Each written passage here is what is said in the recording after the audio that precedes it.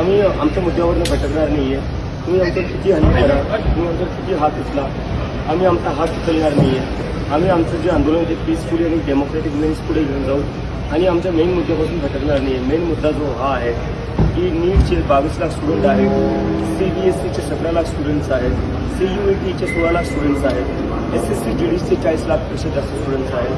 अशा 1 करोडपेक्षा जास्त स्टुडंटसोबत कुठे ना कुठे अन्याय झालेला आहे आणि त्याची जिम्मेदारी कुठे ना कुठे धर्मेंद्र प्रधान यांना घ्यावं.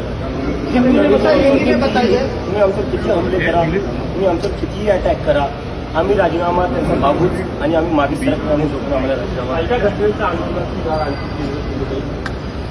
आमची जी स्ट्रॅटेजी आहे ती आम्ही चेंज नाही करणार आहे.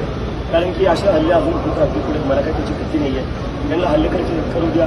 आम्ही गांधीच्या मार्गावर चालणार आहे, आम्ही आंबेडकरांच्या मार्गावर चालणार आहे आणि आमचा सत्याग्रह आहे जो आम्ही एकदम शांतीपूर्ण चालू करू. काय वाटतं तुम्हाला?